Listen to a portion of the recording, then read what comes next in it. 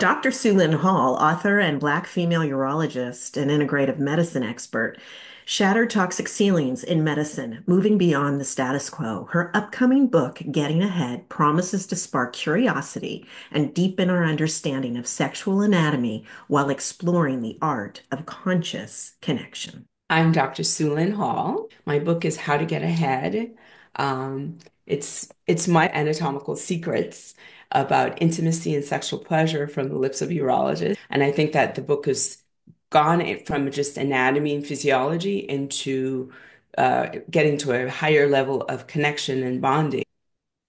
So, in your opinion, Dr. Hall, what's detracted from that genuine connection that we maybe even start out with as sensual beings on this planet in this universe? What are some of the things that sort of nibbled away at that in our society, in your opinion? So traditional medicine is very important and very good and necessary for most people who get cancer or who get traumas to be able to physically heal. However, we don't do enough about nutrition, about preventative health in our traditional medicine.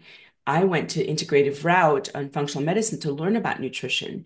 I did 3 years learning a master's program, training to learn more about what can we do to make ourselves healthy so we don't need to have treatment for cancer. How can we make our nutrition better so that we can do things to prevent getting breast cancer? A lot of people don't even realize that there are things that you can do to help your body methylate, which means, you may need B vitamins, you may need omega-3s, you may need glutathione or improve your NADH to help you reduce your cancer risk. Because the cancer risk is out there because of our environment, pesticide exposure, what's in our water, what's in our food that has created inflammation in our bodies. And then the functional medicine part, which is what I practice at Quantum Health and Wellness Center, to educate people about what are the nutrients that they need to be taking in to improve their health, like how vitamin D prevents colds and flus,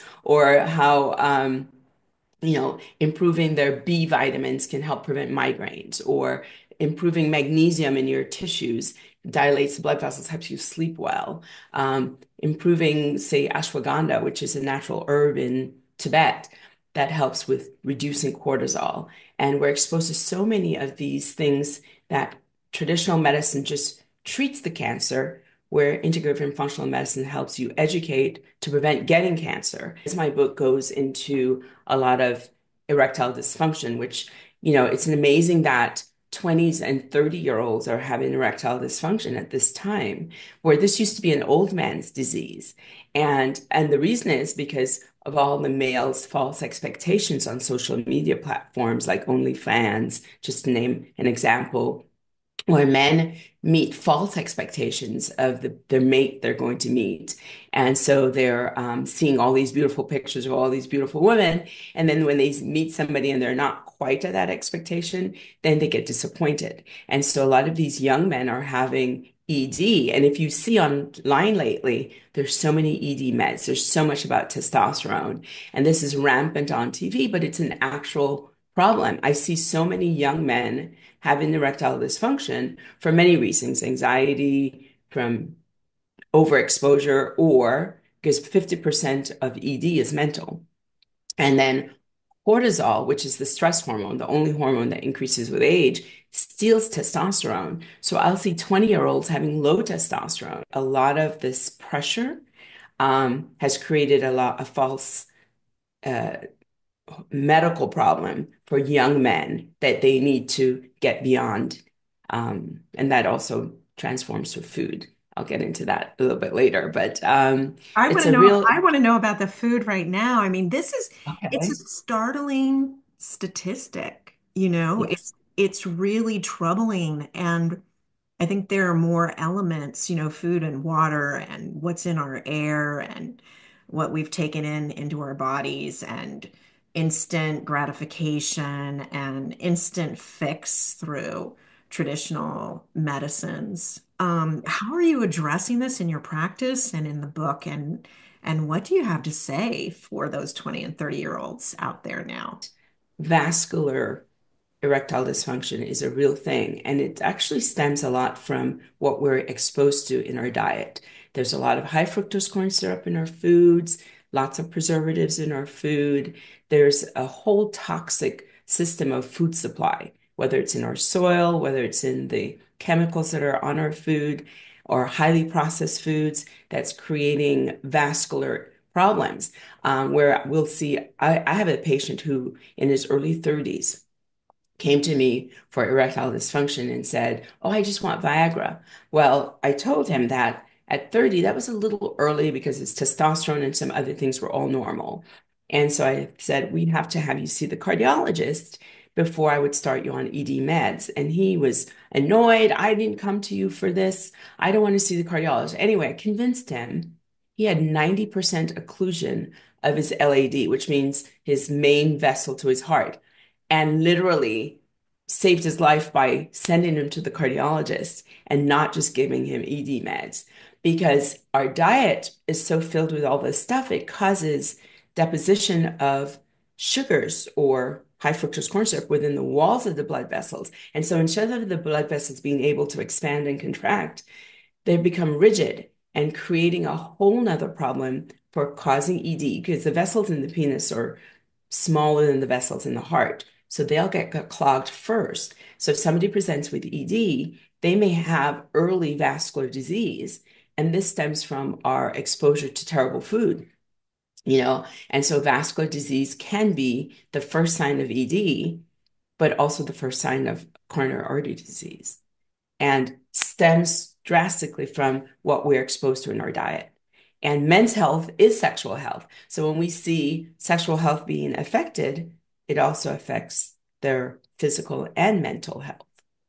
And then is there also another complication that comes in emotionally? Because, though we've tried to train ourselves away from it, a lot of girls today are still brought up that the guy is going to take care of me and he's going to be my prince. And, all I have to do is serve him. And then it becomes too much to bear because they aren't being authentic. They don't feel the privilege of or the safety of having true intimacy within the partnership because it's not what we've been sort of trained in. We've sort of been trained out of that system. Can you talk a little bit about that and do you address that in the book? Yes, actually, there's a big section in my book that actually really speaks about how uh, giving is so much better than receiving, and that sharing and caring with our partners are so essential to our mental and physical health. When men are expected to do certain things, and then they think women are expected, but women don't find the joy in it. The key is the joy in giving that can bring you to a whole higher level of intimacy that you never thought you could receive. And that's by sharing a love and connection with that partner. A job, blowjob is not a job. It is a part of sharing with your partner something very close and intimate that can take both to a higher level. That some people are thinking, well, I deserve this or you deserve this, but it's so important to be able to share together all of that for the intimacy to reach a different plane and a higher level of, even on a spiritual level of intimacy, where when you're giving, you're actually sharing with your partner, not just a job or physical, but an emotional level that can make them feel healthier and stronger and more cared for than just doing something, you know. So you And have a healthy marriage yourself of over 30 years and you sound it's blissful and honestly it's quite rare in this country these days. But you obviously have a healthy, happy sexual life. Was that innate in your being? Did that come from your background as a physician? What is that for you? interesting that you asked that. I didn't think of it that way, but as a physician, caring for others, that's an important part, yes. Giving of myself to my partner, taking that partner to a whole nother level of being and caring. is also nurturing for myself. And in the physical aspect, giving or sharing of myself with my husband for 30 years has enticed both of us to reach to a higher level together, not just on a medical aspect, but on a personal and emotional aspect. We are bound or bonded in a different level, not just physical or emotional, but also on a spiritual level as well. Take me back to your decision to become a urologist because I mean, what, it's like 1 in 50 are actually female. There's a lot of OBGYNs out there that are male, but talk a little bit about what that was like for you in the decision making, and then once you made that decision, how were you looked upon by the outside world and the inner world of urology? Mentor when I was in medical school was a urologist, and he was the head of urology, and I really enjoyed shadowing him and learn about how the medical and surgical aspect of this field, which I didn't even know there was such a field at the time, how it worked. And I loved dissecting the body and anatomy. And then I loved doing general surgery, but I didn't want to just work on guts. And so I went to my dean and I said, "Hey, I'm interested in this urology field." And he said, "It's a male dominated field. You're a black female. You should think about something else." There I was sold because now you gave me the challenge, and now I really want to do this urology thing. And I actually called some female urologists. We're only one of 50 in the country back then. It's probably one in 150 now. There are a lot more of us, but still less than 2% of urologists because 10,000 urologists and only 150 are women. So still a very small sector. So I reached out and she goes, "Do what you want. It's a great field. Do not listen to this person." And so I applied to like 25 schools, got my fourth choice. And the funny thing is, when this dean got prostate cancer, I was the surgeon on, which is very rare, to be on duty for his surgery. And everything went out perfectly. No incontinence, no erectile dysfunction. It probably was one of the best surgeries I've ever done. But that proved to me, and we never said anything to each other. So that proved to me that it was something I really wanted to do. I really wanted to be uh, go setter of new things, right? Go-getter of things that were challenging, and I enjoyed urology, and I really enjoy caring for patients, and I see pediatrics and women and men. In a whole spectrum because I was in a small town practicing in private practice, so it wasn't so specialized as in big cities are. So really got to experience and enjoy urology on a wide spectrum of the field itself. So very interesting story though that you asked. Unique, but I met my husband in medical school in New York and wouldn't have met him if I stayed in Miami. So also things came together just perfectly. You push through. You always push through and you break the barriers. It's astounding, Yeah. Dr. Hall. So, and this is another breakthrough barrier because there aren't many physicians, urologists writing the kind of book you've written. So, having written it now and having gone through that experience of writing it, what surprised you? But I thought it was very important for people to learn about male anatomy and learn about the physiology and learn about what makes men tick. And of course, I have a chapter on vagina and for men to learn about what women like as well and how both together are impacting. And how has your journey, your own spiritual journey in expanding consciousness, how did you see that play out in the book? How do you see that resonate through the pages?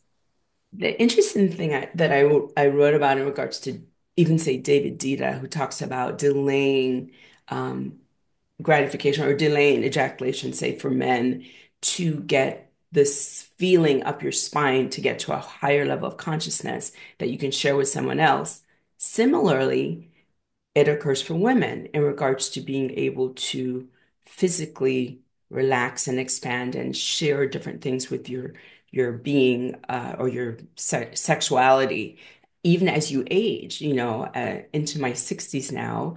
Very important to feel healthy internally as well as externally, because most of our well-being comes from internal, how we eat, how we respond to things, how we enjoy our work, how we enjoy our partners, how we enjoy the people we're around.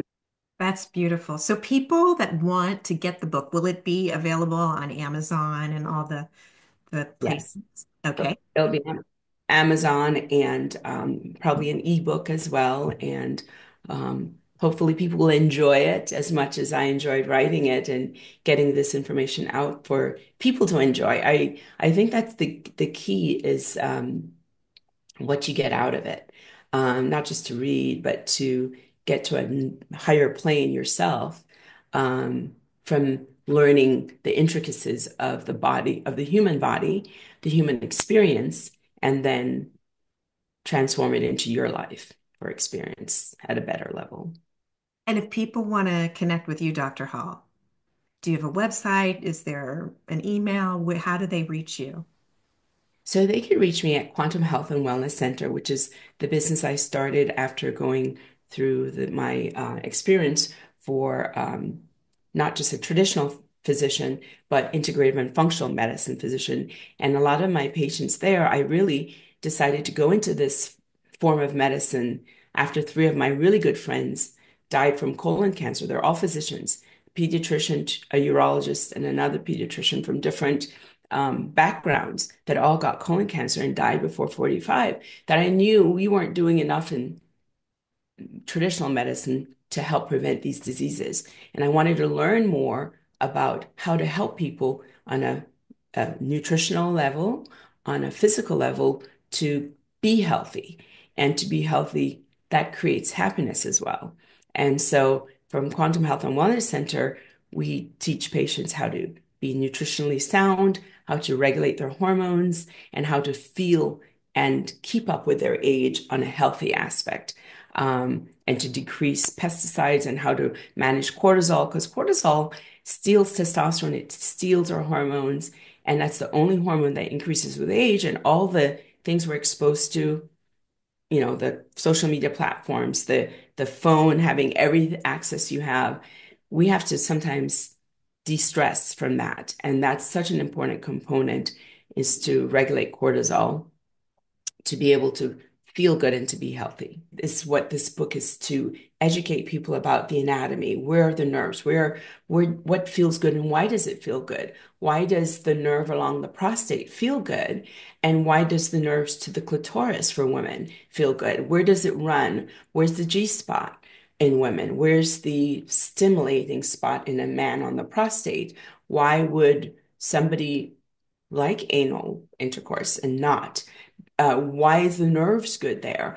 And that's kind of what I'm educating people to learn why certain things would feel good and what they would be comfortable with, learning about their bodies, learning about the the penis, vagina, what is positive, what's negative, why do people have this shame about their body when all bodies are beautiful and at whatever shape or form, but you have to feel good in yourself to have somebody else appreciate how you feel. And that's an energy thing. When you have good energy, somebody can feel that energy and they just then want to be around you, even if you're heavy or thin or, it's a whole nother level of being that I think when we're shamed to feel sexy or to feel mentally sharp or physically fit, um, then we don't express ourselves well enough.